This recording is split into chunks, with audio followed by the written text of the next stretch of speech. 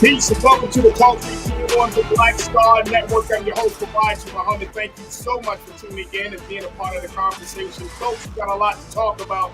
First and foremost, let me ask this question. Helpful or harmful how one city in Wisconsin is looking to stop credit checks for potential police officers? I just want to have a conversation with you to see how important is that really. Also, we're going to talk about childhood obesity and how the American Pediatrics Academy, what they're planning, what their new guidelines are. We're going to be checking in with Dr. Bridget Cole to get her insight and analysis about the situation.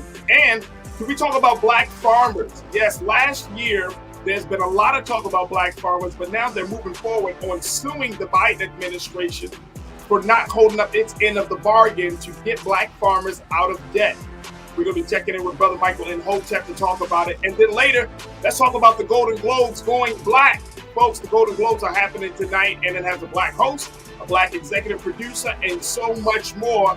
Will this show a new change, a new wave of diversity in Hollywood? We'll have that conversation. So stay with us. All of that is happening on today's edition of The Culture here on the Black Star Network. Let's go.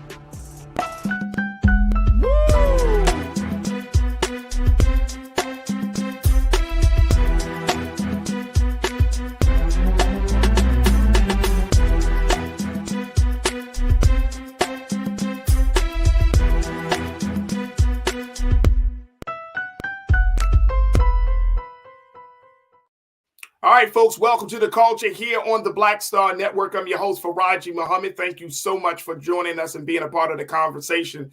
I wanted to have just a brief discussion. I'm sure we're going to hear more about this, but I wanted to have a conversation with you about what's going on in Madison, Wisconsin. Folks, this is interesting, and I think this is very, very big about possibly changing the dynamics of how police does its job, but more importantly, possibly changing the practices of recruitment. Now, we all know, as we have heard many stories about police changing their recruitment practices due to what we have seen with police brutality, police-involved shootings, and just the overall state of the relationship between the police and the community. Now, Madison, Wisconsin chief is looking to step it up and try to do something different, where he's not requiring new officers or new applicants to become officers to go through and credit check. Yeah, take a look at this. This is the story that was ran in the Grio. Take a look at this, folks. It was reported that the city of Madison, Wisconsin will no longer conduct credit checks on prospective police officers, a decision that follows a conference hosted by the 3030 Initiative, a nationwide program that aims to boost the proportion of women in law enforcement to 30% by 2030. Now, Madison Police Captain Tim Patton stated in a memo to the Madison Police and Fire Commission dated December 7th that the credit checks, which cost the city about $700 in 2022, could unintentionally create a roadblock for applicants, particularly women and people of color. This is what was reported by the Wisconsin State Journal. Now, the police chief said, per our research, multicultural populations have disproportionately lower credit scores due to discriminatory practices that are rooted in systems of institutionalized racism. This is what he told the Journal. Wow.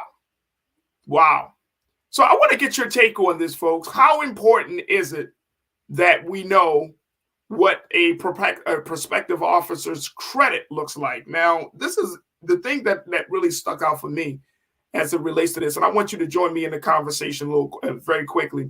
You can join us in the chat right now as we're streaming live on YouTube and on Facebook and on Black Star Network. But the thing that stuck out for me is that I'm assuming that part of the reason that you do credit check is because if there is a situation where an officer is confronted with making a decision, a moral decision, an economic decision, where they might come across a bag of money or something along that line, that they would not fall victim to, having that issue of possibly stealing, or possibly using their badge to get some type of economic come up, some type of gain. And so this is interesting, but it's also interesting what the Madison police chief is saying that, look, Black folks, brown folks, we have always been disproportionately subjected to some of the crazy practices of the credit system, the banking system, just the overall financial sector of this country. And look, I'm gonna just say it like this, folks, and y'all can tell me if I'm wrong or not. So join me in the chat. That we put so much emphasis on credit as it respects to whether a person is a quote unquote a good person. Whether they, if you know, sometimes if we say, okay, they have good credit, therefore they are morally good, or they make better decisions. And that's not always true. That is a form of profiling that you and I, we don't often think about, or we may not often think about. But at the end of the day, do we put ourselves in a trick bag where we're telling people, hey, your credit means everything, even though we know that the credit system can be biased, even though we know that the credit system may not take into account where you know life's ups and downs, you know, that we look at a number to gauge whether a person is able to do their job. We look at a number to gauge whether a person is a good person. So I want to put it out there. Do you think this is good? This is helpful or harmful to look at that particular metric as a way for us to figure out if a person should be in the line of duty, should be doing the great work of protecting and serving? All right, let me go to our online culture crew, because I know folks are checking in. Big shout out to my culture crew on YouTube and Facebook, man. Good to have y'all with me this afternoon. All right, Tiana, you kicked us off with it with your thought today. You said good credit doesn't equal good citizen. I like that, Tiana. I really, really, really like that. And we put in like, look, and you know, it's crazy because some of us, of course, not all of us, folks, but some of us really do break our necks to try to maintain or to get to that space, to that score. Because why? The systems that we are part of, if you want to get a decent home, if you want to get a decent car, if you're trying to get a loan for yourself or for your family or for your business, I mean, the credit score matters, right? We understand the significance of it. But then when you're looking at the big picture in this country, right, where we are financially, economically in this country, and we talked to Dr. William Spriggs yesterday, our economist from Howard University. I mean, when we're looking at all of the dynamics that make up the systems, and more importantly, what is determined whether a person gets further along or not, it's not just score. It's your ability to pay. Because sometimes life will throw curveballs at you. Say if you have to have medical bills, and those medical bills, you might have a great credit score, and those medical bills just, boom, blow up your score. You have a medical circumstance. Or you might have a situation where you go through a change of life situation, whether it's a divorce, or you might have a death of a spouse or your partner, right? We talk about that. Loss of job. And I mean, and it seems like, you know, as much as we want to believe that these quote unquote, these institutions, whether you're talking about banking institutions, you're talking about these credit reporting institutions, when we talk about these things, we were like, oh, they're going to be lenient. But at the end of the day, the bills don't stop, right? The bills just don't stop. So, Tiana, I am with you. And guess what? This happens to good people. This doesn't happen to just bad people or people that are just, oh, because you're poor, that means you're morally bankrupt. We got to get out of this, folks. And that is a huge part of our culture and our understanding and our view and our perception of people that I think has put us in a place where we just write good people off for the wrong reasons. All right, let me go back to what y'all got to say. Ming Lee, Natasha Search, you said, I'm sure Jeffrey Dahmer had good credit. Ooh, Jeffrey Dahmer. I watched that Netflix film, and that was, I started it. Let me say that. I started it. Very fascinating film, but, he might have. That's a good one. Let's go to, let me see, from Conscious Thought. Thank you so much, Ming Lee. Conscious Thought, you said, in addition to credit checks, I would add mental health and psychological aptitude tests. When individuals are being sworn into positions of public trust and given a license to kill, not much off limits. So you agree, Conscious Thought. Let me make sure I understand. You're saying that, yes, credit check is important. I am wholeheartedly in agreement with you with mental health checks, right? And we should probably push mental health checks should be done maybe once to twice, maybe every 1 to 2 years, depending on how long, but every 2 years or I know once a year is probably something, could be. So we could say that, once a year you get a mental health check, make sure that you're still in the right frame of mind to do the work of protecting and serving. But I'm wholeheartedly with you. But credit checks, here's the thing. Here's the thing about that for me, Conscious Thought, and you tell me what you think, bro. If we did a credit check, some people get those type of jobs, right? Because police officers, across the country, departments are offering so many incentives to be police officers because there aren't a lot of people in the ranks. The ranks of police officers are actually dwindling, especially in some of these bigger cities. And so departments are kind of compelled to offer incentives, signing bonuses, family bonuses, right? They give you a high salary. You can make $50,000, $60,000, $70,000 in just starting off as a police officer, depending on where you are. And so they need people. They need both men and women. And so even with the initiative, with the 30 by 30 initiative that Madison, Wisconsin is doing to try to bring more women into the department, again, it's really because the relationship between police and community has deteriorated over these years, of course, because of what we're seeing with this police brutality movement and just a larger movement against law enforcement. So, yeah, I agree with you. But the credit checks might not be the thing. People may be trying to get those jobs to improve their credit. And is that wrong? Is that wrong? Let's go back to what you got to say. Conscious Thought, my guy. Thank you so much. Janae, you checked in and say, agree. Ask Sam Bankman-Fried. Yeah, Sam Fried, who did the cryptocurrency. He's a part of that. Yep. Credit checks. Absolutely. Let me go to Lynette Pinky. You said some jobs you have to have good credit to get that job. A lot of people credit is messed up because of student loans and hospital bills. Isn't that something else?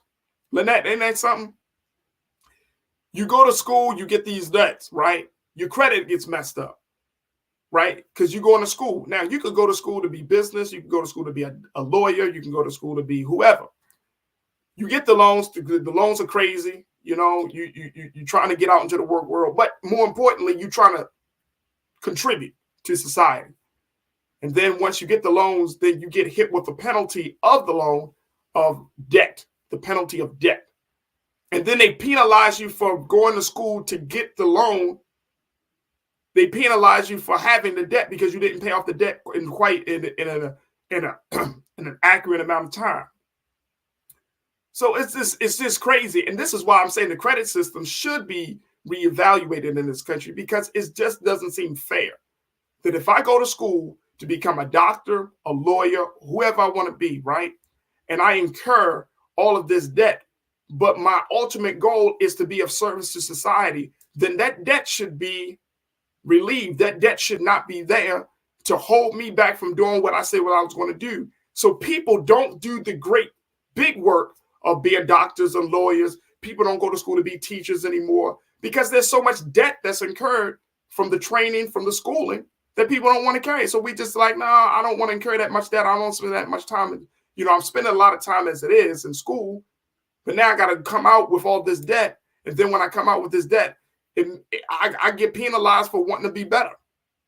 Doesn't make sense. Doesn't make sense. And Lynette, thank you so much. So it's a something to see. And I think this is an interesting conversation that we need to keep looking at. But I wanted to open up the conversation with you. Look, we got to take our first pause. When we come back, let's talk a little bit more. I'd love to get more of your thoughts on this situation around credit and being what it takes to protect and serve in this country. Stay with us. It's The Culture here on the Black Star Network.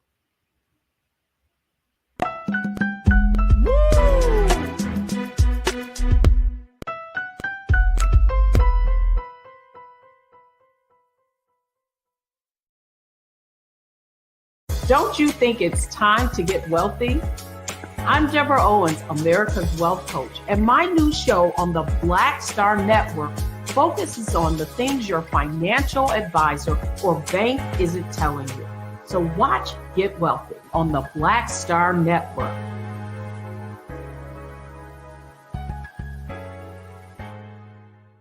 When you talk about blackness and what happens in black culture, We're about covering these things that matter to us, speaking to our issues and concerns. This is a genuine people-powered movement. There's a lot of stuff that we're not getting. You get it, and you spread the word. We wish to plead our own cause.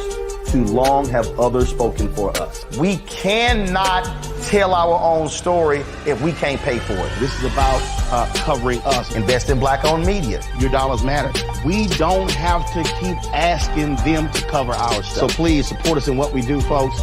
We want to hit 2,000 people, $50 this month, raise $100,000. We're behind 100,000, so we want to hit that. Y'all money makes this possible. Check some money orders. Go to P.O. Box 57196, Washington, D.C. 20037-0196. The Cash App is $RM Unfiltered. PayPal is R Martin Unfiltered. Venmo is RM Unfiltered. Zelle is RolandSMartin.com. Hatred on the streets, a horrific scene, a white nationalist rally that descended into deadly violence. White people are losing their damn minds. An angry pro-Trump mob storms the U.S. Capitol. We're about to see the rise of what I call white minority resistance. We have seen white folks in this country who simply cannot tolerate black folks voting. I think what we're seeing is the inevitable result of violent denial. This is part of American history. Every time that people of color have made progress, whether real or symbolic, there has been what Carol Anderson at Emory University calls white rage as a backlash. This is the rise of the Proud Boys and the Boogaloo Boys. America, there's going to be more of this. There's all the Proud Boys, guys. This country is getting increasingly racist in its behaviors and its attitudes because of the fear of white people. The fear that they're taking our jobs, they're taking our resources, they're taking our women. This is white fear.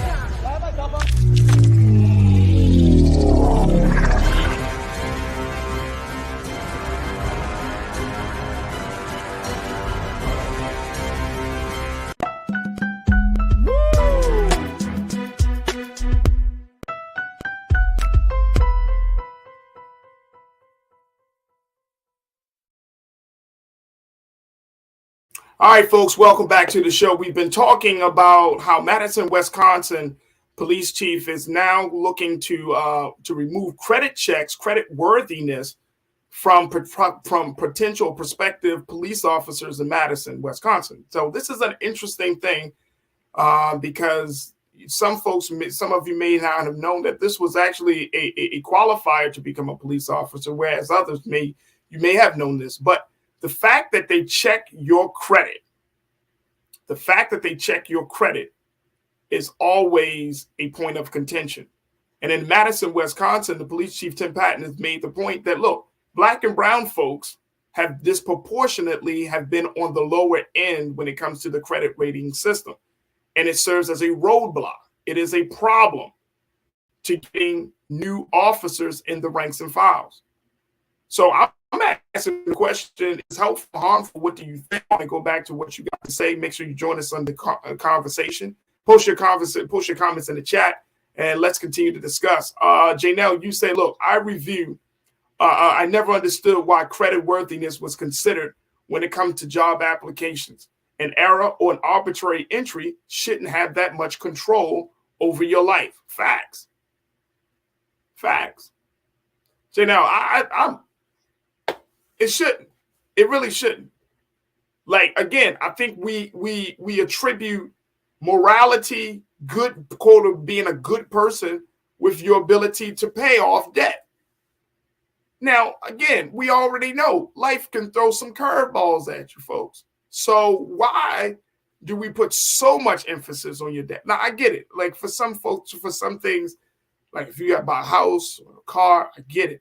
But for a job application, so you're already profiling individuals that say, oh, okay, you have bad credit, therefore you are more inclined to commit crime because you got bad credit. And that's not true.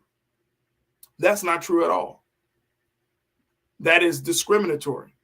So Jay, now I'm with you right there, sis, wholeheartedly. Why do we look at this arbitrary number when we know that when things do happen in our lives, it's crazy. This is the crazy part about credit. Y'all know this. Some of you may know this. it takes a short amount of time. It takes a long time to build up, short amount of time to break it down. You notice that, right? Like you make all your payments on time. You make sure that everything stays on track. You get a high credit score. Let one thing in life that was unexpected, unplanned for happen to you. And boom, your credit goes down. You're like, okay, I took a little hit there. But then you can't get out the hole for a long period of time. So it's that type of imbalance that I think causes people to really question whether this is a good metric to look at for anything that we want to do in life, whether we want to buy something or just to get a job. All right, let me go to Conscious Thought. You said, look, I remember over 20 years ago, police municipalities across the county were so desperate to fill their ranks that they allowed people with criminal records entry into law enforcement. Dang, that's a new one. I haven't heard that one, Conscious Thought. That's a brand new one, bro. So that is interesting to say the least. That's very, very, very interesting. Thank you so much for posting that. McCole, you checked in. McCole Spicer, you said, look, I've had credit checks for various jobs that I've applied for. There is a reason that employers check your credit. What were some of the main reasons, McCole? I would love to hear it. What were some of the main reasons why employers checked your credit? What were some of the thoughts? Just post that, and I would love to kind of get that back on air because I'm interested. What do employers say to folks who say, okay, we're going to do this credit thing? What are some of the main reasons for that? Emily Nett, you came back and said student loans and interest rates was a mess. College used to be free before the end of Jim Crow segregation. When more blacks started going to college, started going to college, that's when it wasn't free anymore. Right? We don't have to jump into that conversation because we already know the situation. We already know the situation on that. So when we're looking at this situation, I think this speaks volumes about where we are. And honestly, I really, truly believe, folks, that we're at a point in this country because so many people in this country are experiencing some level of economic hardship. Remember, there was that old adage that said that, that you're like one paycheck away from being on the street, or two paychecks away from being on the street. I think we can change that now that in this day and time with inflation and everything else that's happening, we're probably like one paycheck away from being on the street. Probably like one paycheck from being on the street, folks. And that's not a good place to be.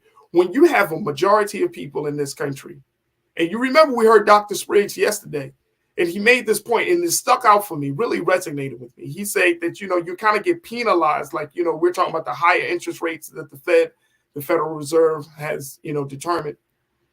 And he's like, you get penalized in a way because you're bringing in too much money, so they're trying to keep it under control. But that's only for the few of us who make a certain amount of money over what they would expect you to make. That's only for the few of us. And so it's important that we like kind of push back on this. I'm looking at this report, and when the chief of police in Madison, Wisconsin, Chief Tim Patton, he claimed that the reports tended to indicate that potential officers' history of unpaid child support that guided the course of their background inquiries in the limited cases where they deserved attention. The chief said that in his analysis, given the lack of actionable information, the cost of running the reports and the potential possibility that we may miss the opportunity to meet a great candidate, we chose to request a change to the PFC's process. Child support. Child support. If a person, most likely the man, if the man can't pay for this child, well, what's the reason for that? Right? What's the reason? Is he just not wanting to pay, or he just doesn't have the financial resources to pay? And he says, you know what? I'm going to turn my life over. I'm going to get myself straight. I'm going to become a police officer in spite of all the stuff in my, like, look, if you have a black man who makes the intentional, conscious decision to become a police officer in this day and time without any serious criminal history, maybe he had a run-in with the police when he was 14 or something. But if you have a person like that who is looking to become a police officer, then why stop that process? Because as far as I can remember, folks, police officers have not always been a moral authority in the community. As far as I remember, being a police officer requires you to have to uphold the law, to know what the law is, to uphold it and to enforce it, right? To have a love for the people that you're serving. You want to have a moral individual, but that's for anybody. That's for any profession. But they're looking at the child support situation as well. And I know that's a big thing within the Black community. Huge, huge thing in the Black community. Look, I want to take a quick pause, and because as we look at this situation, we're going to keep our eyes on it. But as we look at this, I want us to have more and more conversations about this, because if we're talking about changing, there's the larger movement around police reform. If we're talking about changing how we police in our community, if we're talking about changing the relationship between the police and community, then there has to be some internal things that need to be done to restructure. That has to be restructured. So that way better people who actually have love for the city that they're in, or the communities that they're in, people who are from the communities that they're in, there has to be a change in there. And this right here could be the beginning of a larger revolution in police practices and police recruitment. So we will certainly keep our eyes on it. Folks, we're going to take another quick pause. When we come forward, let's switch gears. Let's talk about childhood obesity. We're going to check in with our sister, Dr. Bridget Cole. Stay with us. The conversation is up next here on The Culture on the Black Star Network.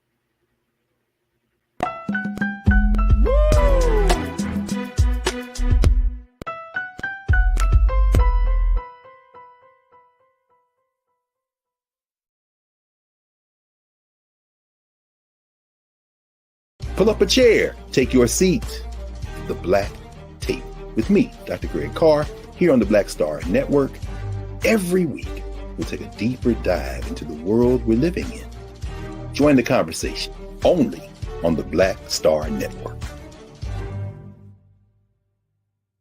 Black Star Network is here. Oh, no punch! I'm real revolutionary right now. Thank you for being the voice of Black America. All momentum we have now, we have to keep this going. The video looks phenomenal. See, there's a difference between Black Star Network and Black-owned media and something like CNN. You can't be Black-owned media and be scared. It's time to be smart. Bring your eyeballs home. You dig?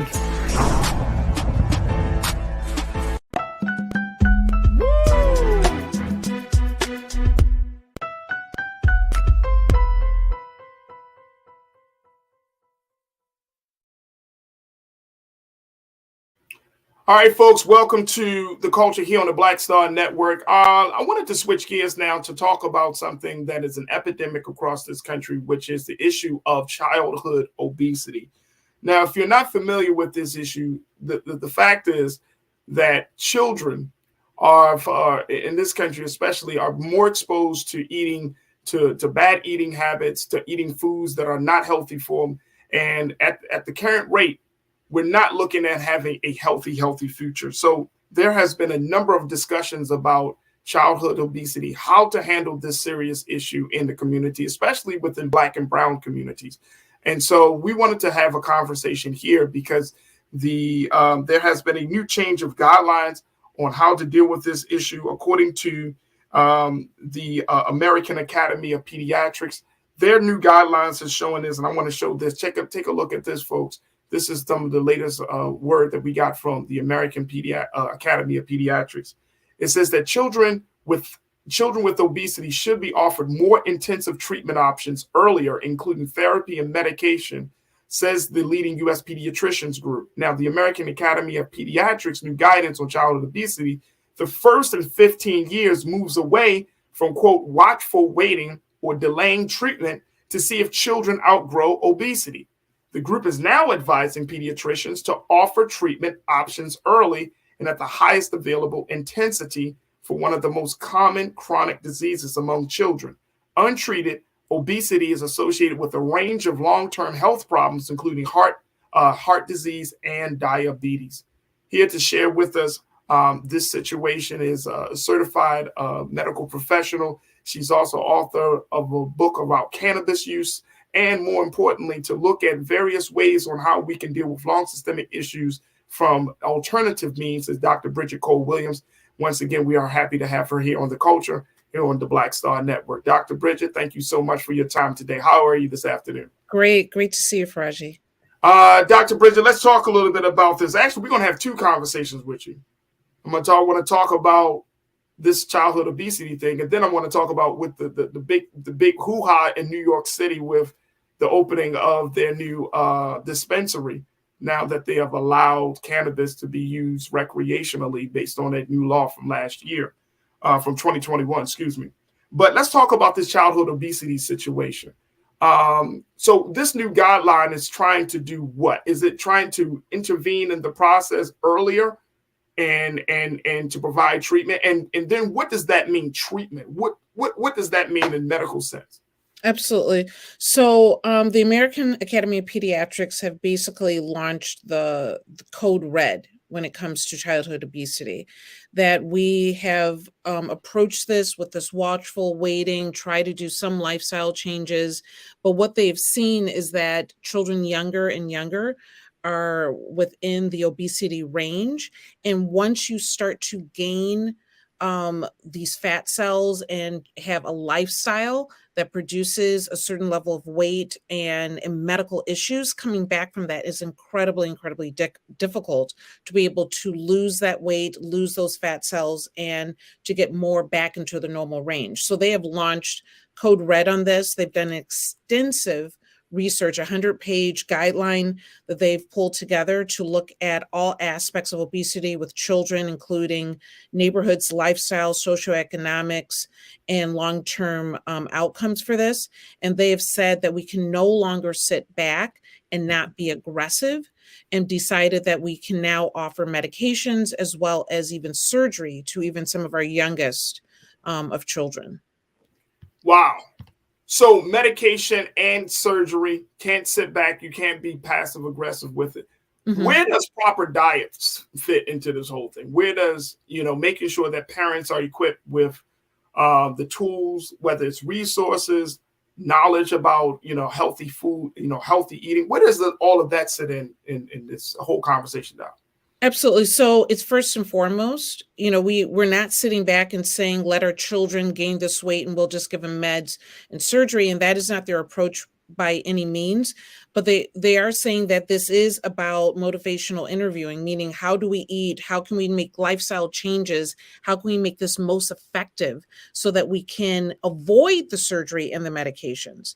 And so it's not just looking at how we eat, but it's how well we're moving. It's about how interactive we are with our friends and family. They're looking at this from every aspect. And the fact of the matter is, I don't know anyone that wants their kids on medications, and definitely don't know anyone that wants their kids having surgery. But we have to have a huge cultural shift if we want to change the road that we're on. And I'm not just talking about the general population, of course. I am specifically concerned about Black Americans. I'm concerned about that 22% of children are within the obesity category. We have to do something about what we're doing with our community to make a shift and to make a change. So one of the big things, you brought up those numbers. The other number that I saw, Doc, is that this is a problem that affects children. 14.4 million young people in the U.S. Are in this position where their obesity can become a real health hazard. 14 million children. Mm-hmm. Yes, absolutely. So out of that 14, how many of them, and you can say you may not know this number, but how many of them are Black folks? So 22% are African American. Okay. And wow. So the problem, so that's almost close to 20, almost a quarter of children are dealing with obesity in our community. And we have to look at this differently. We have to make the word eating healthy to not be like a bad or an anomaly or something that we don't want to do. It has to be our standard. We have to spend our time at grocery stores going around the outside and less looking at the processed foods that are sometimes cheaper and more accessible on the inside of the grocery store. We need to start taking care of ourselves. The idea of drinking pop, soda on a regular daily basis, this was something that was invented. Number one, they thought it was going to be a medical cure of some sort, but it ended up being a treat that someone would go to occasionally. And it is now an all day, every day for many families in many homes. Yeah. We need to look at how we're treating our bodies, and healthy does not mean less. Healthy can mean more. We can have a snack, shouldn't have to be cookies and candies and chips. A snack can be fruit, and it should be a positive aspect of it. And yes, fruits and vegetables can be sometimes more expensive in the long run, but we need to learn what to do as they start to get older. You can take those vegetables and, the carrot trays and vegetable trays, and you can cook them, right? So you can, after they're sitting there for a couple of days, make it a part of your meals. You can take fruit, and I guarantee you the apple pie that you're making at home is much better for you than the apples from the store-bought ones that are on the shelves. We can make this work for us in a economical way, and we need to take control of our own community. All right. So how does that work, Doc? And you already know this, but I want to, kind of pick your brain and get your expertise. Some of our people live in food deserts. Some of our people live in spaces where they don't have access to, farmers markets. They don't have access to a decent grocery store, right? And I'm not saying that we should pity them, but I'm just saying that systemically, there are some roadblocks in place where if a person lives in a certain neighborhood, a certain zip code, they're just not going to get, the corner store might be their place where they get their eggs, their milk, their cheese, and, some of the other things. And they, maybe once a week, they travel the distance to go into some other places. So how do we reconcile that? Because I think everybody wants to live healthy. I think everybody wants to have a long life. But sometimes literally being in the place that you call home doesn't necessitate for that to happen. Absolutely. We have to make more demands of our communities, of our politicians. We have to say that this is no longer acceptable as a way for us to live. We can demand better things from the stores that are in our neighborhoods. They provide what is there because we buy it and because it's cheap. We need to demand more. We need to do self-gardening in our own backyards, in our own homes, on our windowsills. We can feed ourselves. We can start to take control of this and be able to look at how we treat our bodies in a way that's positive. And it doesn't mean that some of the more extravagant things that we eat, the things that have more of the sugars and fats are not something that we abandon completely, but we look at things differently. Even something as simple as standardizing that if you go into a restaurant and they have these huge platters of food, they should be asking you right when you're sitting down, would you like your entire meal or do you want half to go? There's no reason why we're eating enough for the whole day in one meal. And this is a standard in America. Okay. There's no reason to shift how we approach our families and how we choose to eat in our culture. Folks, we got to take a quick break. Doc, we're going to take a quick pause. When we come forward, we're going to continue the conversation around childhood obesity and the new guidelines that is coming from the American Academy of Pediatrics, and of course, get some thoughts from our online culture crews. Folks, stay with us. We got a lot to talk about here on The Culture, right here on the Black Star Network.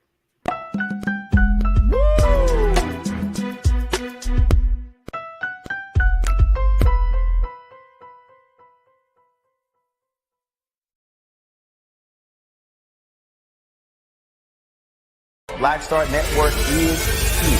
Oh, no punch! I'm real revolutionary right now. Thank you for being the voice of Black America. All momentum we have now, we have to keep this going. The video looks phenomenal. See, there's a difference between Black Star Network and black-owned media and something like CNN. You can't be black-owned media and be scared. It's time to be smart. Bring your eyeballs home. You dig?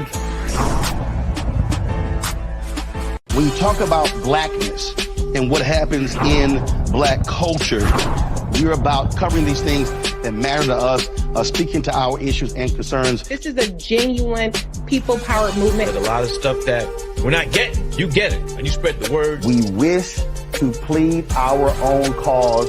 Too long have others spoken for us. We cannot tell our own story if we can't pay for it. This is about covering us. Invest in black-owned media. Your dollars matter. We don't have to keep asking them to cover our stuff. So please support us in what we do, folks. We want to hit 2,000 people, $50 this month, raise $100,000. We're behind 100,000, so we want to hit that. Y'all money makes this possible. Check some money orders. Go to P.O. Box 57196, Washington, D.C. 20037-0196. The Cash App is $RM Unfiltered. PayPal is R Martin Unfiltered. Venmo is RM Unfiltered. Zelle is Roland at RolandSMartin.com.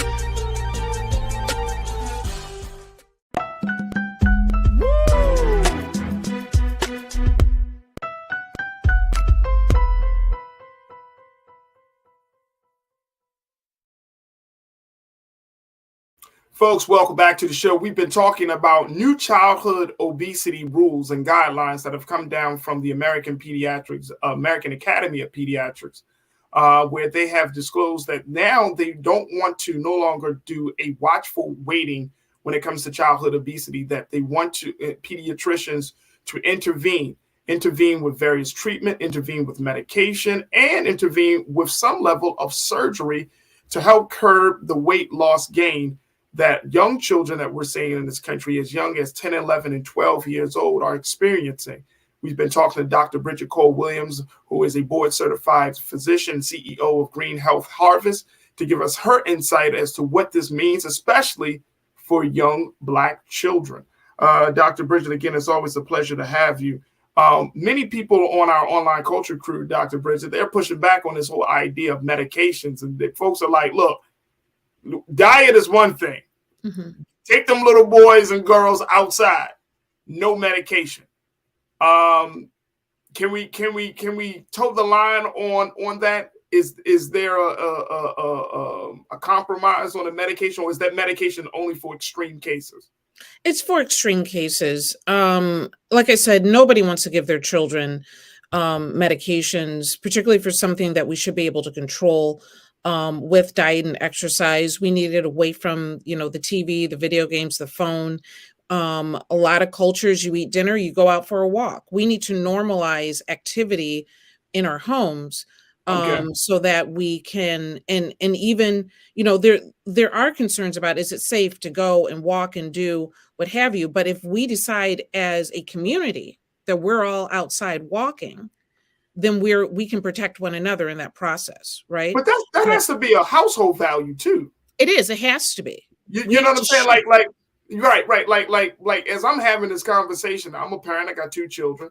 I reflect over my parents. My parents didn't encourage me, Dr. Bridget. Like my father was like, go outside. You know what I mean? He didn't take those walks with me, right? Mm-hmm. But there, nowadays, if you're in a single parent home, or if you have multi-generations in a home, that may not be a household value.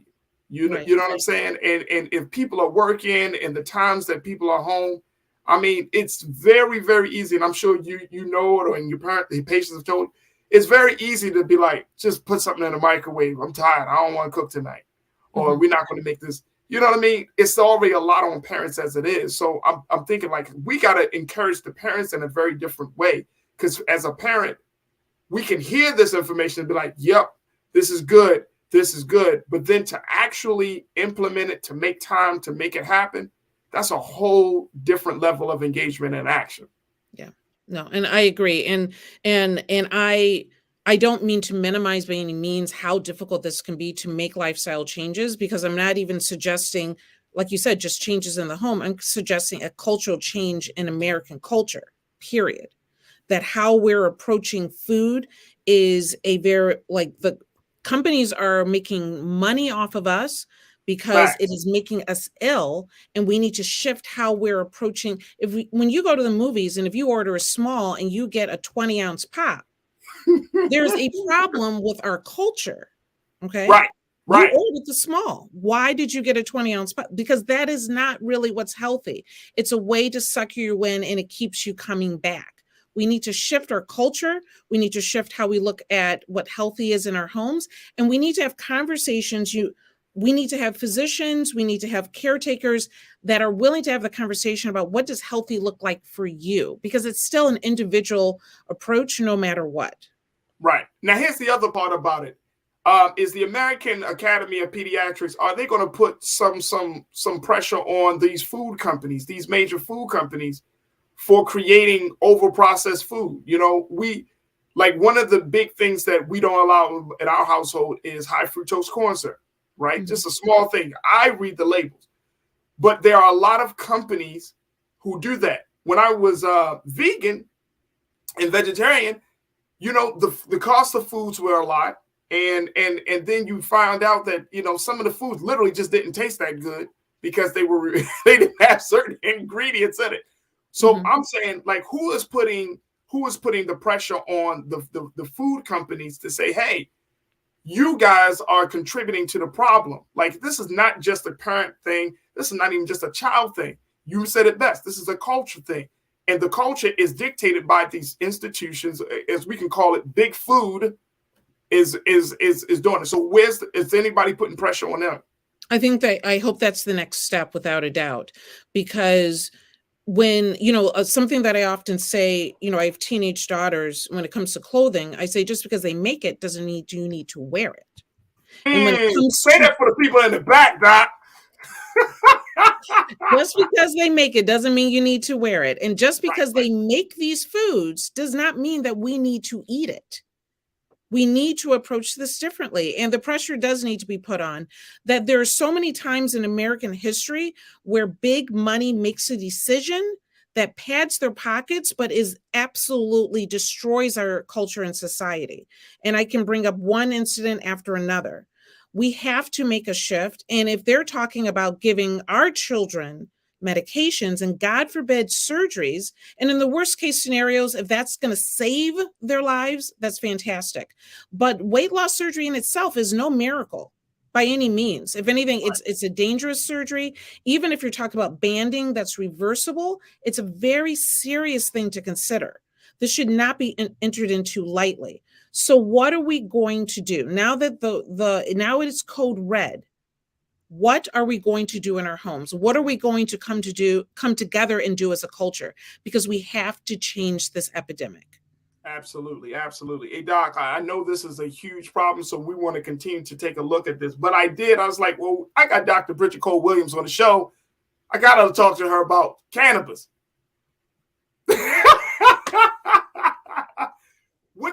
What do you make? In New York City, they just opened up their new dispensary out there. Hundreds of people stood in line for this dispensary. Oh my gosh! Let me just make sure I'm looking at this. Doc, when I saw the people, the pictures of the people, I was like, in New York City, hundreds of people stood in line for the Housing Works dispensary that they just opened, the first legal dispensary for recreational marijuana in New York, and people came out in droves. Yeah. It was widely anticipated. People were expecting it. And this is just one of many new legal dispensaries that will be open in the city of New York. How do you think this is going to play out, Doc? First, I think the first thing that comes to mind is freedom. That, I always approach cannabis from a medicinal point of view, but I cannot ignore the cultural point of view in this as well. And something that never should have been illegal, never should have put people in jail, never should have stopped people from getting jobs, is something that hundreds of people lined up to be able to get freely at this point. And so you don't stand in line because you're looking to just get cannabis. Those people were standing in line because they had the freedom to do so. And so more power to them. And I hope New York can run their program well and give opportunities to us in the process. Wow. The store opened last week to the public at 4:20 on Thursday afternoon. You gotta love the cannabis community, right? We always make it a little bit more fun, right? Oh man. Now, this is a Housing Works is apparently this is a minority-owned nonprofit. Mm-hmm. And so what I'm also trying to figure out is, because there has been so much red tape for Black folks in particular to be in the dispensary business, is this model going to be something that we may see in other cities across the country where there's like, you know what, let's kind of create a nonprofit and let's open it through that vantage point versus as an individual owner? Do you see that happening? I hope so. I hope that in doing so, and if that gives us more opportunities, then I'm all for it. I had a conversation this morning with a good friend of mine in New York whose application for a license got pushed down because he didn't have marijuana citations on his record.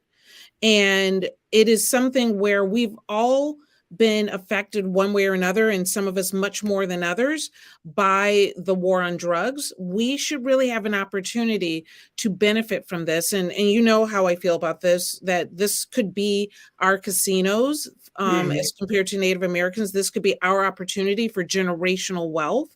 And so we need these opportunities, and we need the education to be able to help people understand that this is where we can get out of pain and allow our elderly community to not live in so much pain. This is our opportunity to get away from pharmaceuticals and deal with life and anxiety and depression and so many more conditions so much better. Absolutely. Absolutely. Dr. Bridget Cole-Williams, who's board certified physician, CEO of Green Health Harvest. Always a pleasure to have you on the show, Dr. Bridget. Thank you so much for your time. Absolutely. Thank you. You're welcome. All right, folks, we got to take a quick pause. When we come forward, we're going to be checking in with my brother Michael and Hotep, as we talk about the ongoing struggles of the Black farmer. Stay with us. It's The Culture here on the Black Star Network.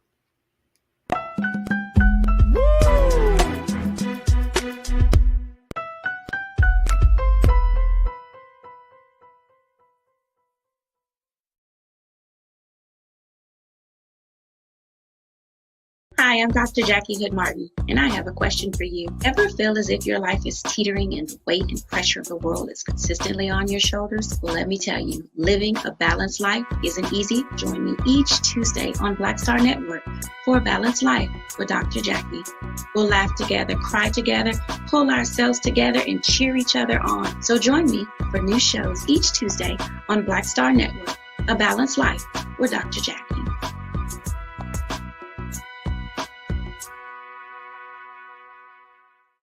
Black Star Network is here. Oh, no punch! I'm real revolutionary right now. Thank you for being the voice of Black America. All momentum we have now, we have to keep this going. The video looks phenomenal. See, there's a difference between Black Star Network and Black-owned media and something like CNN. You can't be Black-owned media and be scared. It's time to be smart. Bring your eyeballs home. You dig?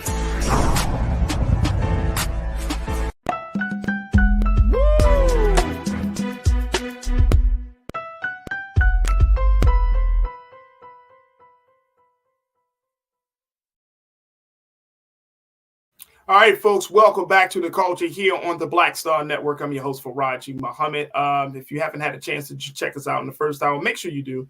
Make sure you go to blackstarnetwork.com to get all of the latest news and information about what's going on in Black America and beyond. And, of course, to get your replay of all of our dynamic shows, including The Culture, make sure you check us out at blackstarnetwork.com. Also, make sure you follow us on all social media platforms at Black Star Network, on IG and Twitter, as well as yours truly, Farajii, this guy.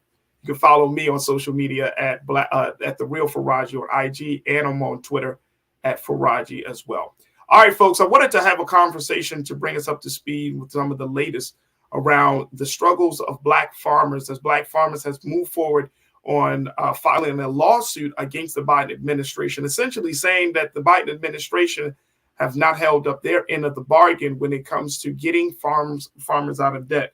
This is an ongoing issue. And if you remember, we talked about earlier the last year where we talked about the great struggles of the Black farmer.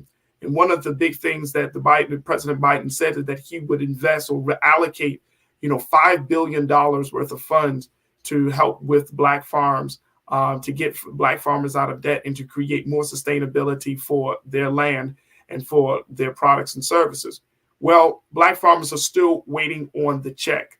And so I wanted to have a conversation about this. One is because we just don't seem to talk about farming enough.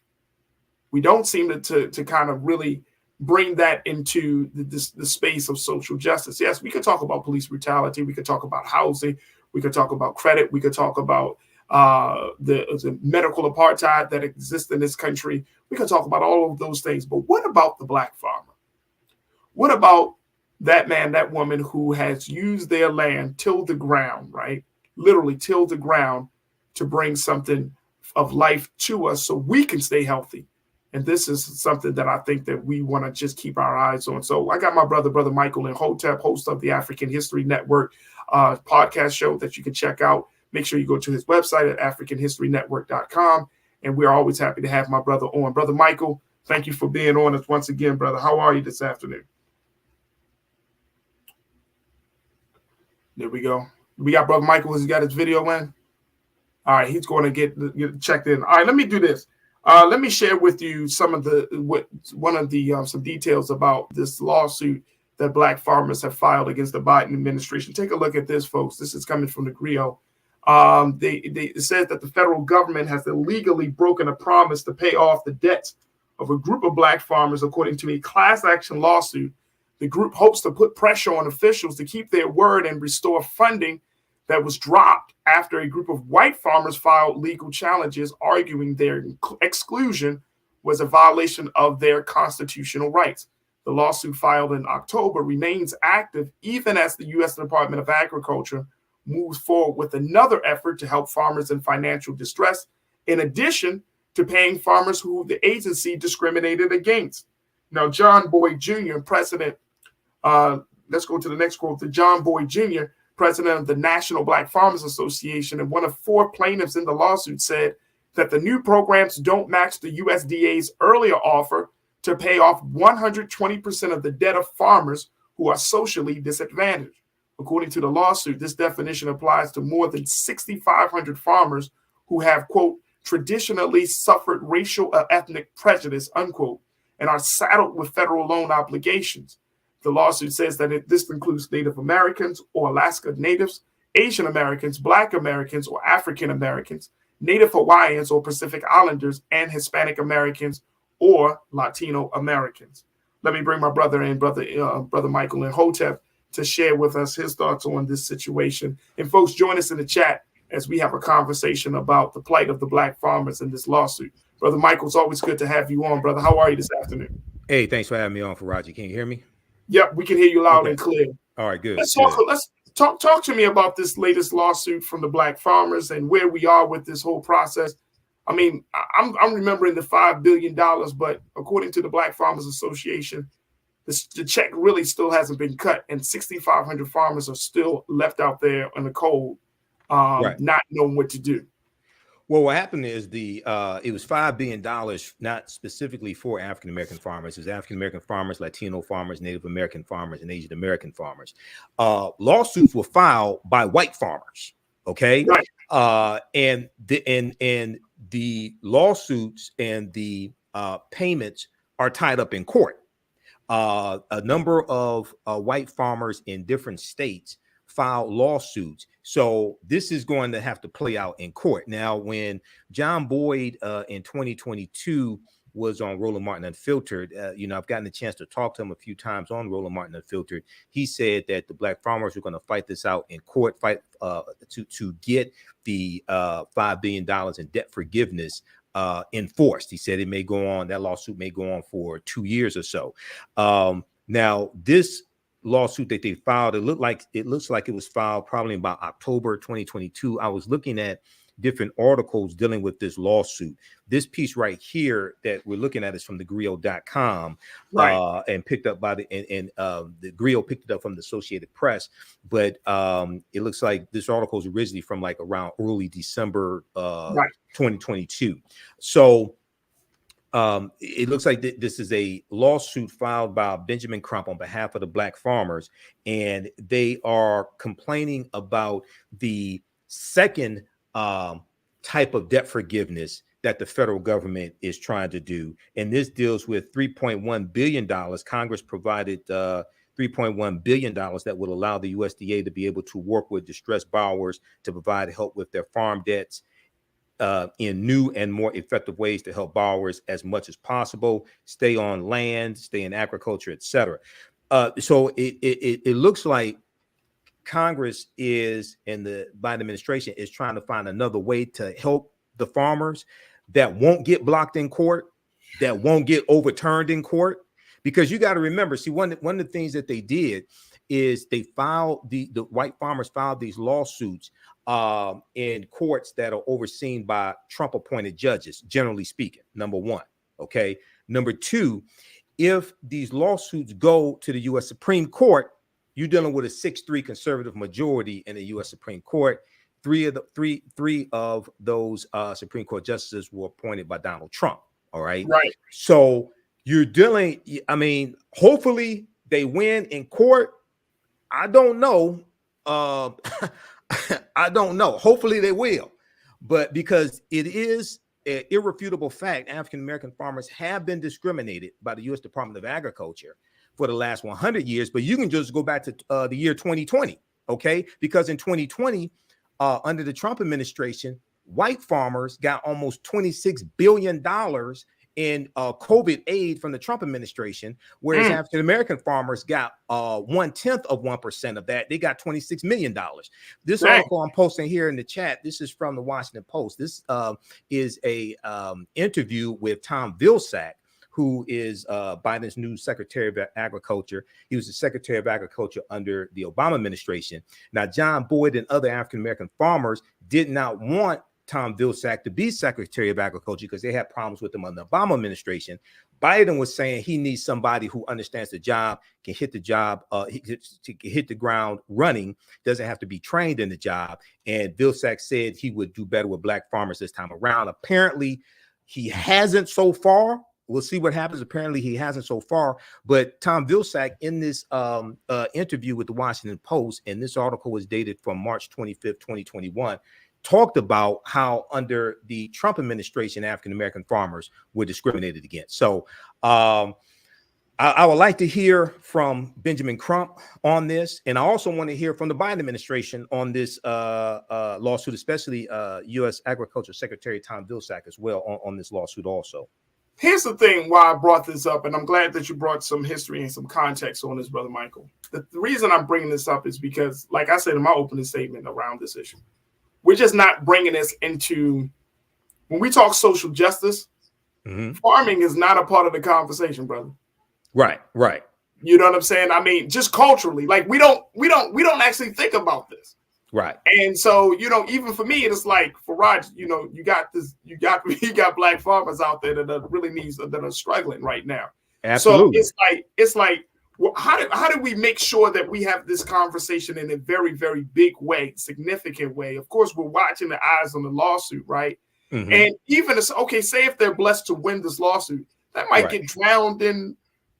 That's not going to be on the front page of the paper, right? Of our local newspaper. Black farmers win lawsuit.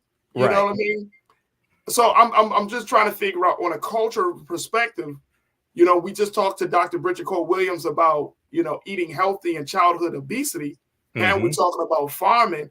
And it's like, man, look, we got some real issues with food in this country. And I think that it's important that we really understand the significance of it. Also, especially given that food costs so much now in a lot of places around this country. Well, they're contributing factors. I was looking at information today dealing with the increase in the price of eggs. And a lot of that has to do with the bird flu, the avian flu, the bird flu that is killing off a lot of the hens that lay the eggs. Okay. So there's a number of different things here. This ties into history. Number one, we have to understand that African people are the original farmers. We created agriculture. Okay. But a lot of us have forgotten this history. And, you know, part of it has to do with the fact that farming during the Great Migration and afterwards, farming was somewhat probably looked down upon by some African Americans who were able to go into new industries, were able to go to college, able to get away from farming, things like this. And a lot of that had to do with sharecropping. A lot of that had to do with seeing their parents struggle, maybe when it came to farming and having land taken away, dealing with white supremacy, not dealing with farming from the perspective of you have a federal government that is supporting you and helping you with your farm like it did white farmers. Okay. So when we look at very quickly here, when we look at the Great Migration, starting in 1915, from 1915 to 1970, you had 6 million African Americans migrating from the South up north and out west, going to work in factories. During World War I, 1914 to 1918, you have corporations and factories up north marketing to African Americans in the South to come up north and work in these factories, come get a better way of life, come out of the cotton fields and things like this, because you had white men who were going to fight in World War I and they left jobs behind.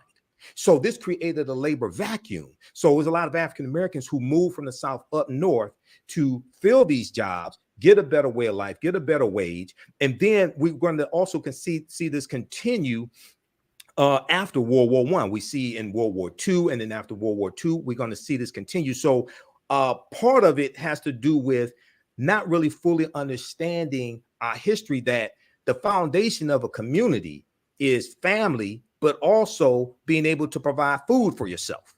Okay.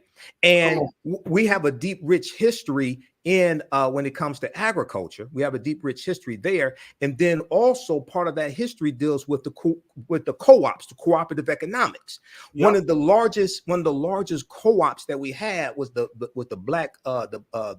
Colored Farmers Union, founded about 1886 in Texas. And this co-op grows to about 1.2 million farmers, something like this. It's one of our largest co-ops. And what they're doing is they're sharing farm equipment, they're sharing agricultural practices, and it was a way for us to pool our resources together so that we could save our farms, grow food, provide food for our communities, etc. So now we're largely, when we look at African Americans, regardless of where you are in the country, we're largely dependent upon other people to provide food for us. What happens if they just say, no, we don't want to feed you?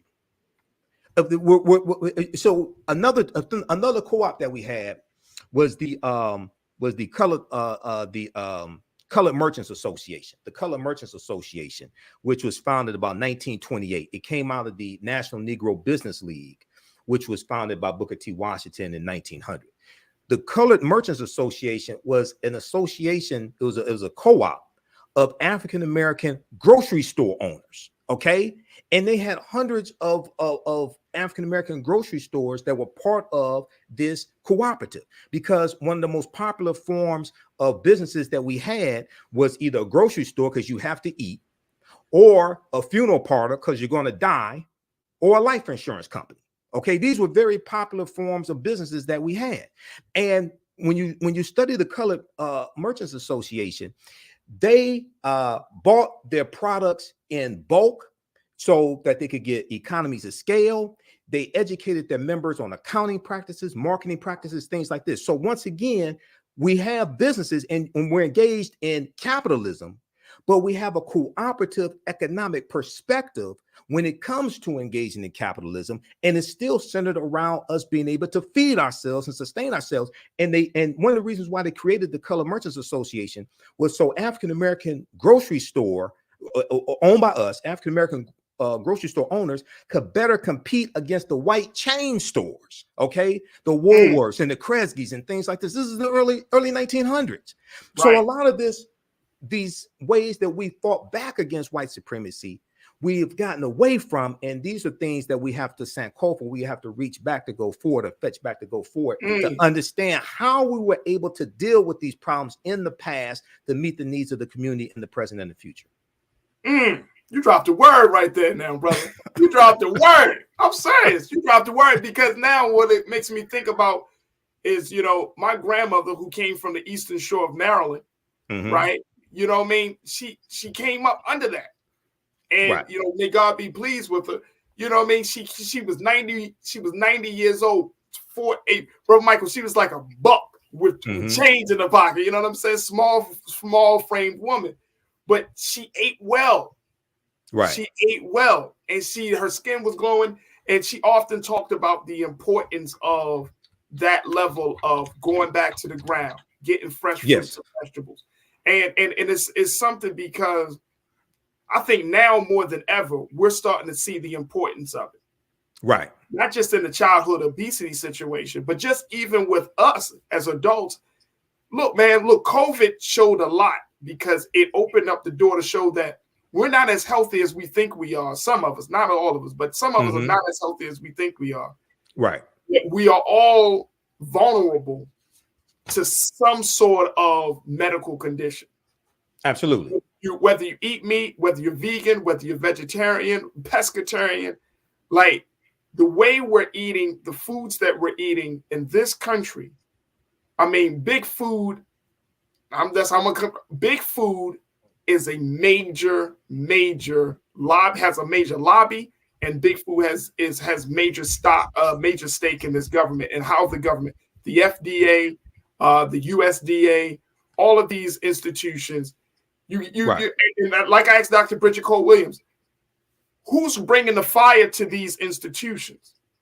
Right. Because you can't tell the people, hey, y'all need to eat better. Y'all need to watch your sugar intake, your salt intake. You can't tell black folks, y'all have high diarrhea, not diarrhea, diabetes. Y'all have all other issues. But then you're not going after the institutions that produce the food, that manage the food, and that essentially sets the guidelines on what is acceptable and what's unacceptable. Right. So you're dealing like with food deserts and things like this. Brother, you can't do it. How you going to talk about good, healthy food if a person is living 3 miles away from their closest grocery store? Right. So this is so let me just back up for a minute here. Yeah. Number one, it's important to understand that the $5 billion in debt forgiveness for farmers of color was in the $1.9 trillion American Rescue Plan. Right. That part of the legislation was put in there by people like Senator Raphael Warnock of Georgia, people like Senator Cory Booker, Senator Elizabeth Warren. I want people to understand no Republicans in the House or the Senate voted for the $1.9 trillion American Rescue Plan.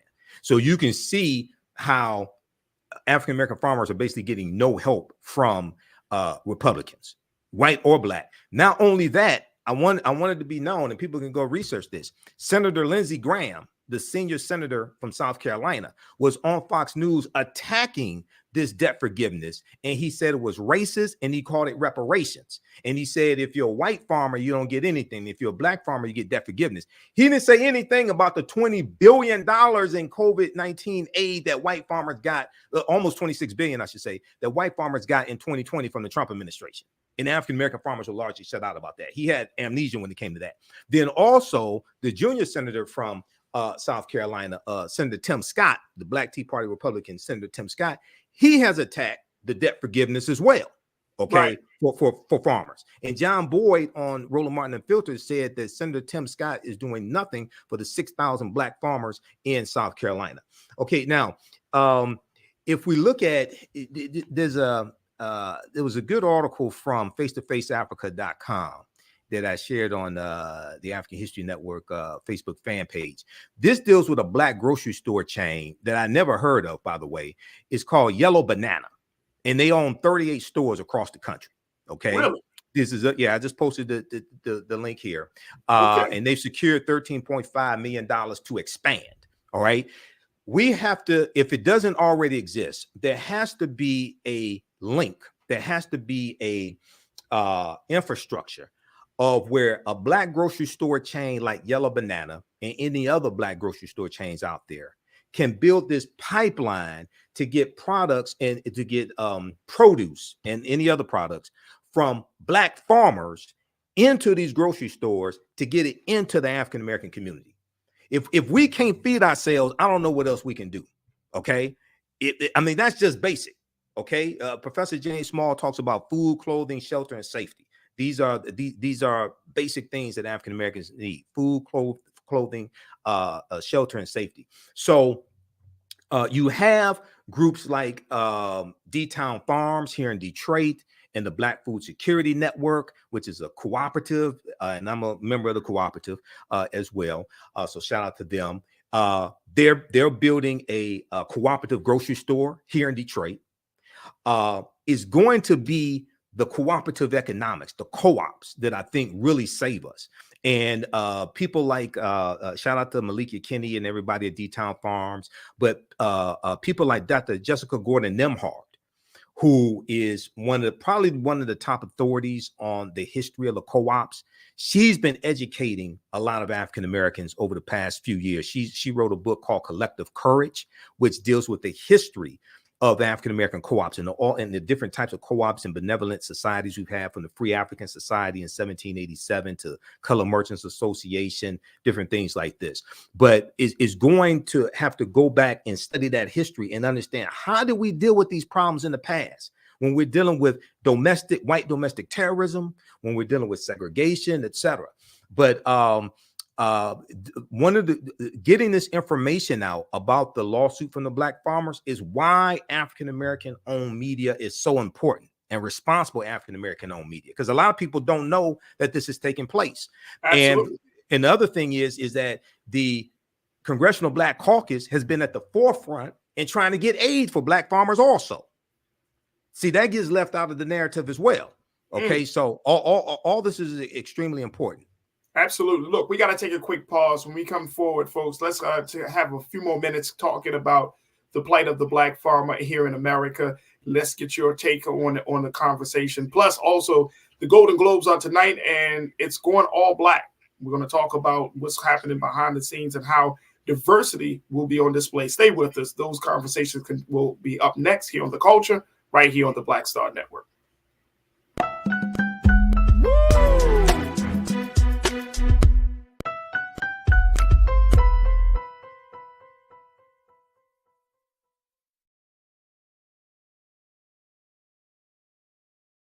Hi, I'm Dr. Jackie Hood Martin, and I have a question for you. Ever feel as if your life is teetering and the weight and pressure of the world is consistently on your shoulders? Well, let me tell you, living a balanced life isn't easy. Join me each Tuesday on Black Star Network for A Balanced Life with Dr. Jackie. We'll laugh together, cry together, pull ourselves together, and cheer each other on. So join me for new shows each Tuesday on Black Star Network, A Balanced Life with Dr. Jackie.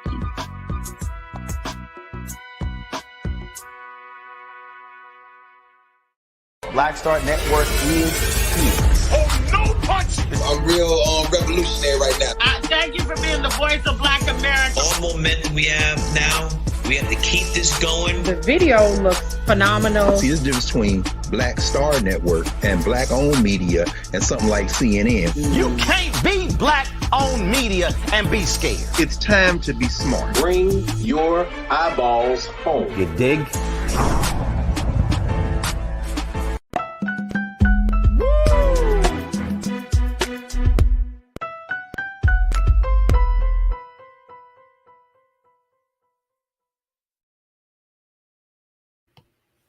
All right, folks, welcome back. We wanted to continue to have this conversation about the struggle of the Black farmer, about how Black farmers are suing the Biden administration to get some aid for the work that they're doing, or the work that that continues to be neglected. And I just wanted to have a conversation about this whole situation. And so we've been checking in with Brother Michael Nhotep, who is the host of the African History Network podcast show. And also, you can check him out on the AfricanHistoryNetwork.com. I want to get some comments from our online culture crew here, Brother Michael, as we talk about farming. I think everybody is in agreement. Food is life. This is an important issue. Right. But going back to that general point that you just made, that one is that we are not having these conversations. If it wasn't for Black media, I don't know if these conversations would even really be discussed. Right. So that's why it's important for us to have this space. And then two, the reality is that Black farmers are struggling and can contribute a whole lot to the hunger issue here in America. Yes. And we don't, Black farmers just don't have to farm for Black people. They can farm for white people, Latino people. They can farm for everybody. Right. And if we look at the hunger issue in this country, brother, you know, I've done work with food pantries in Baltimore.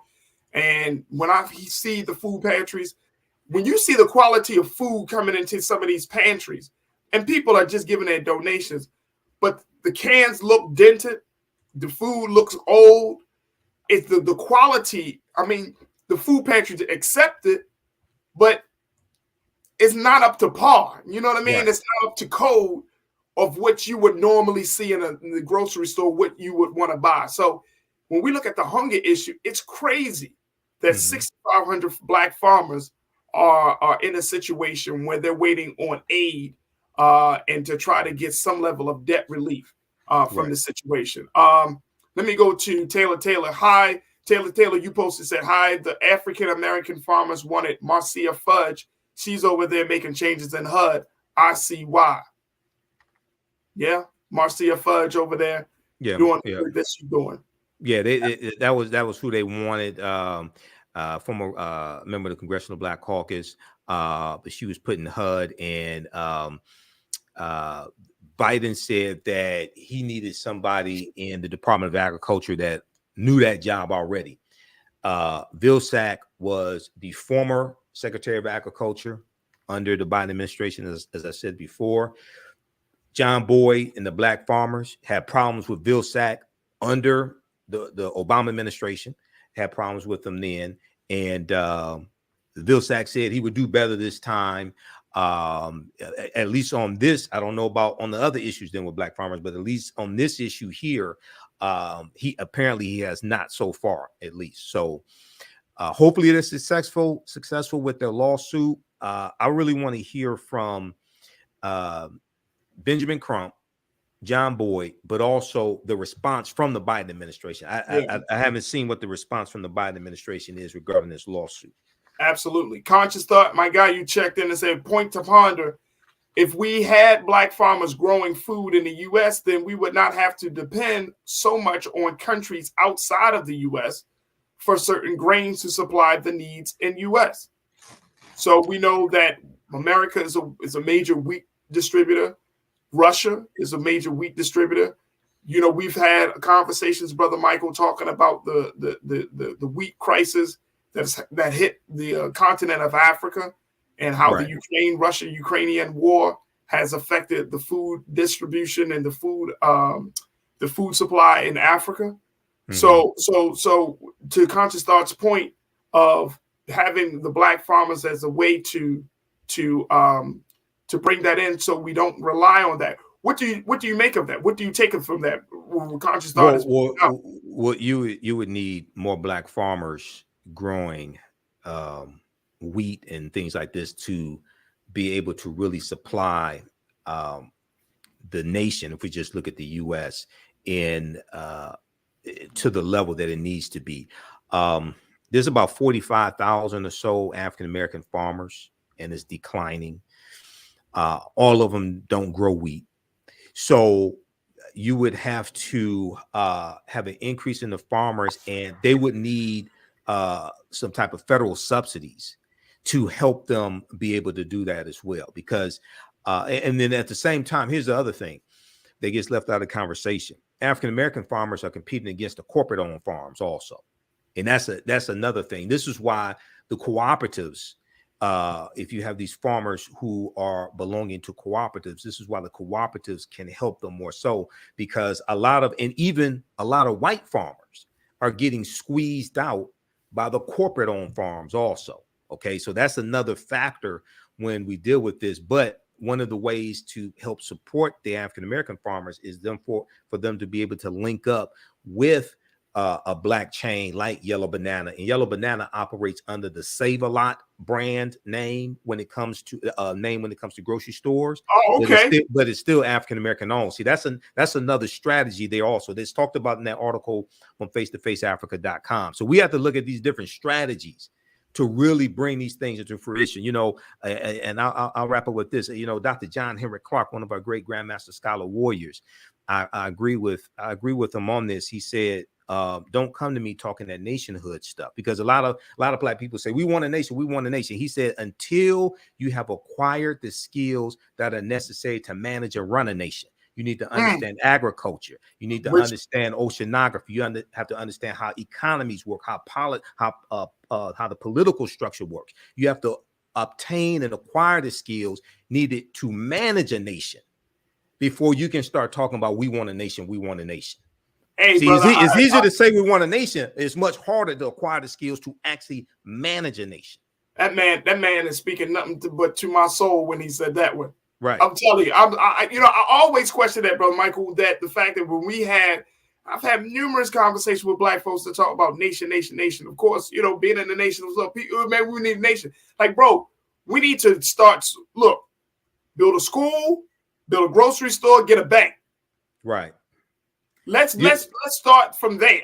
The basics. And the basic stuff, shelter, safety. Okay, come on, man. Like, if you can't make your own underwear, how you gonna manage a nation? Okay, so it's the basics. Acquire the skills, get the basics done, then you can manage a nation. And this is the same thing for people who say we need to separate. 99% of people who say we need to separate are still here. They haven't gone anywhere. Okay, so once again, it's understanding, acquiring these skills and utilizing these skills that are needed to build a nation. All right. So it's much more than just a saying or a hashtag or something like that. No, it's hard work. It's a lot more.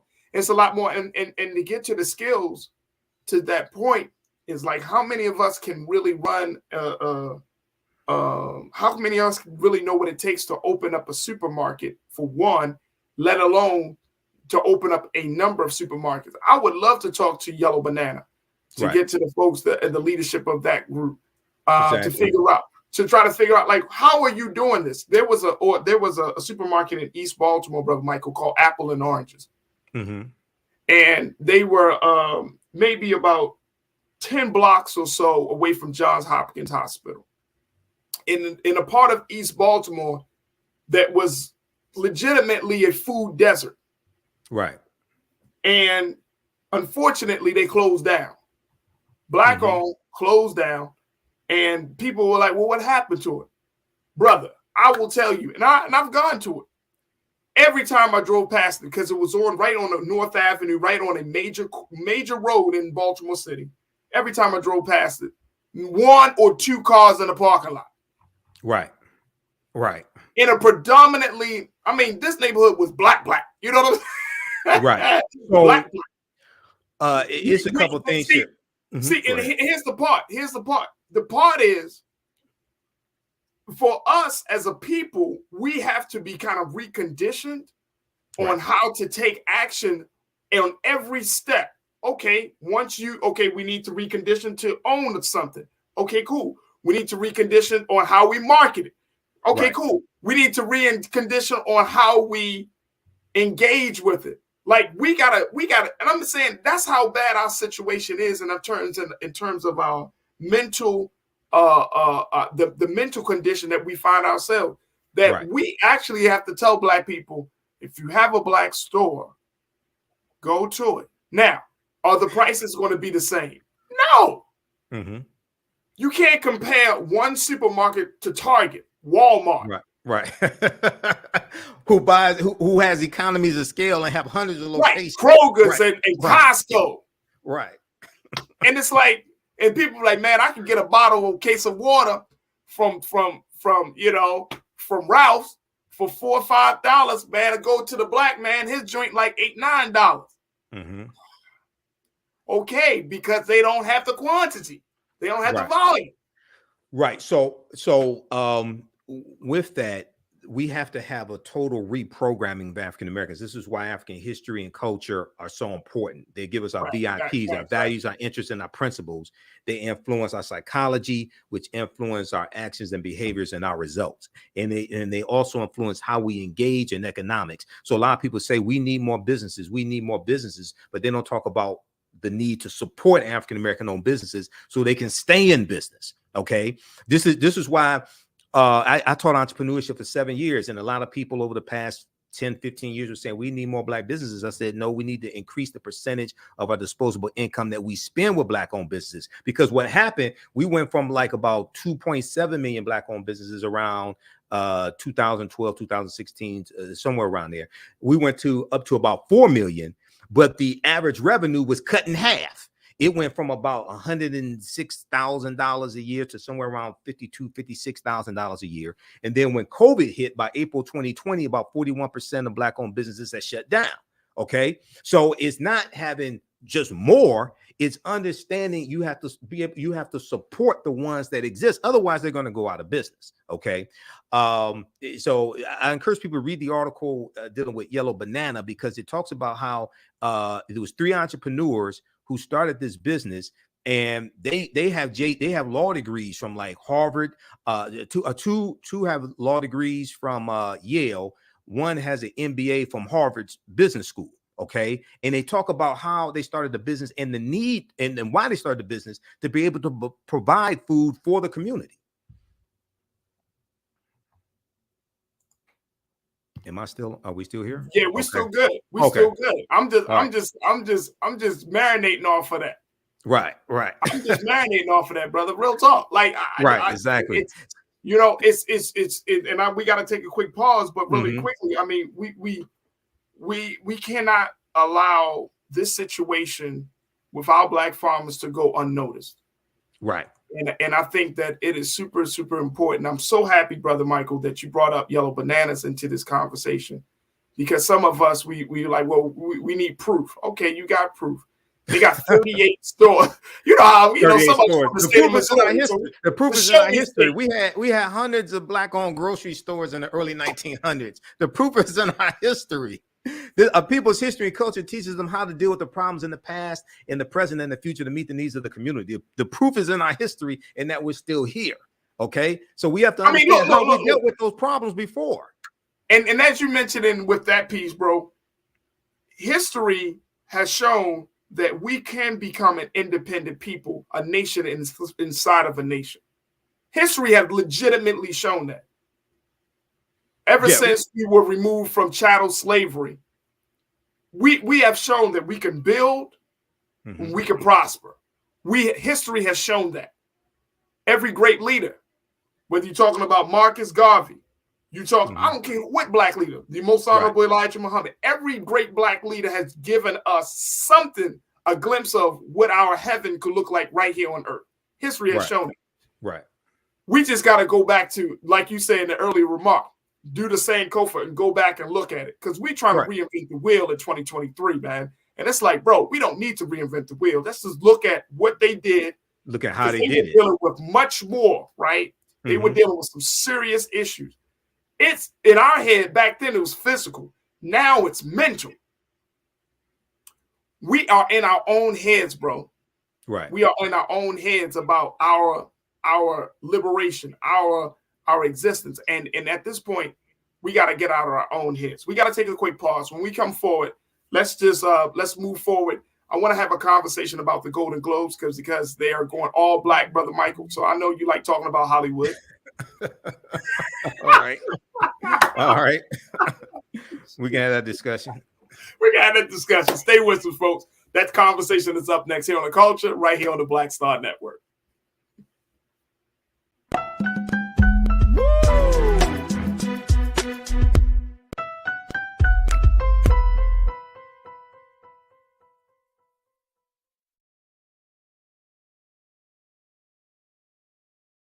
When you talk about blackness and what happens in black culture, we're about covering these things that matter to us, speaking to our issues and concerns. This is a genuine people-powered movement. There's a lot of stuff that we're not getting. You get it, and you spread the word. We wish to plead our own cause. Too long have others spoken for us. We cannot tell our own story if we can't pay for it. This is about covering us. Invest in black-owned media. Your dollars matter. We don't have to keep asking them to cover our stuff. So please support us in what we do, folks. We want to hit 2,000 people, $50 this month, raise $100,000. We're behind 100,000, so we want to hit that. Y'all money makes this possible. Checks and money orders go to P.O. Box 57196, Washington, D.C. 20037-0196. The Cash App is $RM Unfiltered. PayPal is R Martin Unfiltered. Venmo is RM Unfiltered. Zelle is Roland at RolandSMartin.com. Black Star Network is here. Oh, no punch! I'm real revolutionary right now. Thank you for being the voice of Black America. All momentum we have now, we have to keep this going. The video looks phenomenal. See, there's a difference between Black Star Network and black-owned media and something like CNN. You can't be black-owned media and be scared. It's time to be smart. Bring your eyeballs home. You dig? Hatred on the streets, a horrific scene, a white nationalist rally that descended into deadly violence. White people are losing their damn minds. As an angry pro-Trump mob storms the U.S. Capitol, we've seen We're about to see the rise of what I call white minority resistance. We have seen white folks in this country who simply cannot tolerate black folks voting. I think what we're seeing is the inevitable result of violent denial. This is part of American history. Every time that people of color have made progress, whether real or symbolic, there has been what Carol Anderson at Emory University calls white rage as a backlash. This is the rise of the Proud Boys and the Boogaloo Boys. America, there's going to be more of this. Here's all the Proud Boys, guys. This country is getting increasingly racist in its behaviors and its attitudes because of the fear of white people. The fear that they're taking our jobs, they're taking our resources, they're taking our women. This is white fear.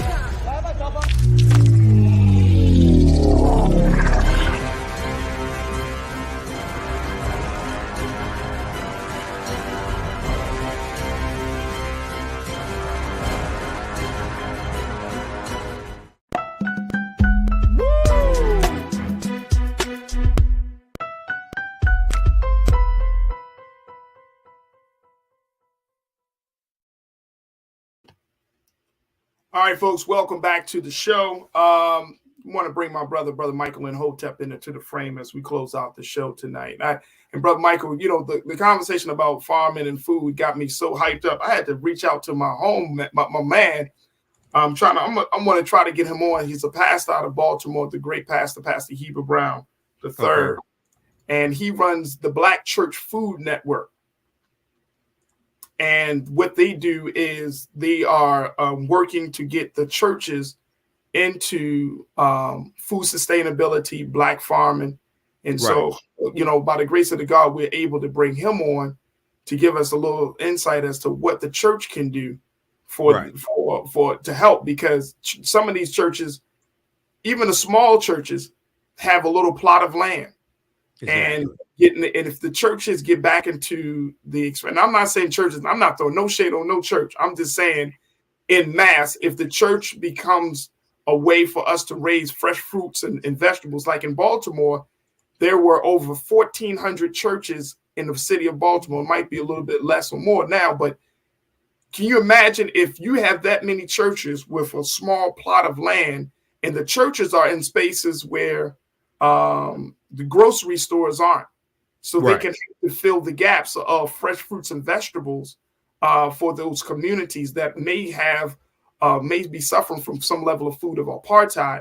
How that can go so far and feeding the people and getting our people healthy again. So I hope and pray that I can get my brother on to talk about what the church can do across this country, because we need some help in that space, man. We really, really, really need some help. Exactly. But I wanted to take the last few minutes before we wrap up today's show to talk about the Golden Globes, because they are diversifying tonight. The Golden Globes will be airing, folks. And more importantly, this year, they have a black host, a black executive producer, and the content is going to be geared toward making sure that our black artists in Hollywood are given their due justice.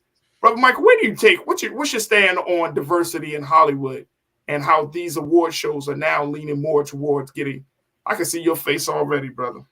Yeah, I mean, there needs to be diversity in Hollywood. There needs to be good, positive representations of African Americans, African American families, intelligent African Americans. There needs to be diversity. But when it comes to these award shows and reading over this, now we don't know who's going to win the awards, but we've seen attempts like this before where they have more African Americans involved in hosting the show, giving away awards, but we don't win the award. Right. And it's critical. The two critical parts to this. One is, who are the people who are actually casting the votes for the winner? Because they have, even with the Oscars, even though there's more diversity in those who are casting the votes, they're still overwhelmingly white. And they end up voting for their friends who are white also. Okay. So winning the Golden Globes, winning the Oscars can really positively impact the trajectory of African-American careers, earning dollars, earning potential at the box office, etc. And then when the same thing with the Emmys when it comes to TV, things like this. So having more African Americans involved in the production, things like this, that can be good, but we have to win the awards as well. Yeah. Okay, no, because that really helps to impact the earning potential of our movies. Absolutely. The award ceremony will be co-executive produced by, or executive producer will be Jesse Collins. Mm-hmm. Jesse Collins, he produced the Emmy Award winning hip hop heavy 2022 Super Bowl halftime show with Dr. Dre and all of them.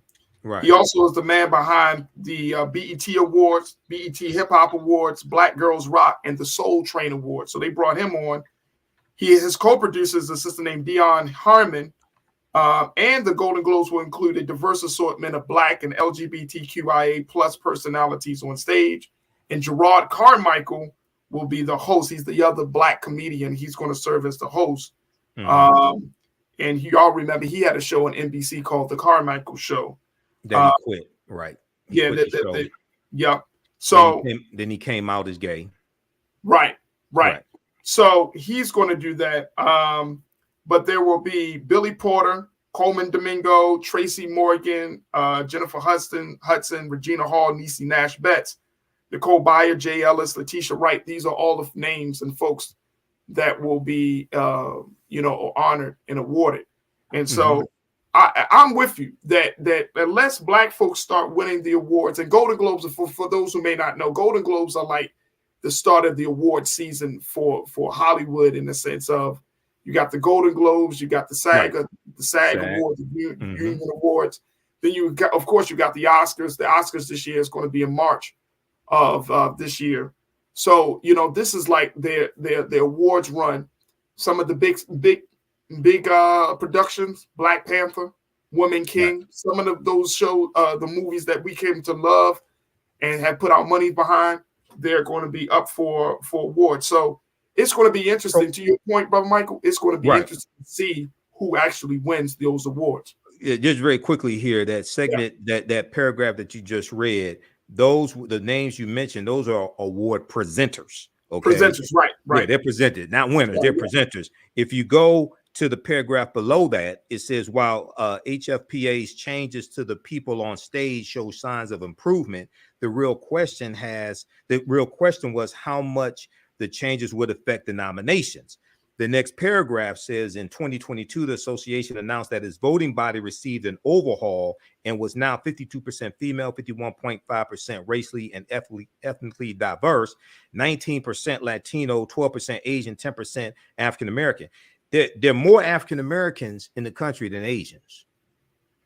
The U.S. population is about 13.5% African American, about 5% Asian American. So how did African Americans get 10% of the representation? That's a question. So once again, look. And the other thing is, and this is a whole nother show, Okay, you can have Billy Porter if you want to. You can have Gerard Carmichael if you want to. There has to be a significant representation of heterosexual African American men also. If you want diversity, LGBTQ is in our community. Those are our family members. This is not an attack on them. But there has always been a concerted attack on heterosexual African American men in the white controlled media. And there's been an attack on a two-parent African American family in the media. We can go back and look at when the TV show Good Times started, and Norman Lear and the others wanted Esther Roll to be raising those black children without a black husband, even though when she was on the TV show Maud, that Good Times is a spinoff of, she had a black husband who became a firefighter. When you look at Marla Gibbs was just a couple months ago in late 2022. She was on the Sherry Shepherd show, and she revealed how the TV show 227, which she created, it started out as a play. She revealed how Norman Lear wanted her to be a single mother raising a daughter, but in the play, she was married to Lester Jenkins, a black man, and she had to put her foot down and said, I will not do this show unless I portray a black married woman married to a black man. Esther Rowe had to do the same thing. So this is not an attack on the LGBT community. I'm talking about protecting ourselves from being attacked by white supremacy. That's a big conversation, very big conversation. We got like 30 seconds, but Brother Michael, you know, again, we're going to take a look at it. Eddie Murphy is going to be honored at the award show tonight for a Lifetime Achievement Award, the Cecil B. DeMille Lifetime Achievement Award. So it should be very, very interesting to say the least. All right, go to African History Network, y'all. Check out AfricanHistoryNetwork.com. Yeah, because tonight's class, 7 p.m. is going to be a free class, and Saturday's class, 2 p.m. is going to be a free class. We have the link there to register for those sessions. Tuesday, January 10th, Saturday, January 14th. We're going to have free sessions, so you can join us for the class. Visit theAfricanHistoryNetwork.com. There it is, Brother Michael and Hotep. Always a pleasure to have you on, brother. Look forward to reconnecting next week. Thank you. All right, fam. All right, folks, that's going to do it for us. Thank you so much for tuning in. Make sure y'all go to Black Star Network. Show y'all continue support financially. Continue to share the content. Let folks know Black media is here, and we're here to stay. We need your help. We need your support. We need you to keep this momentum going.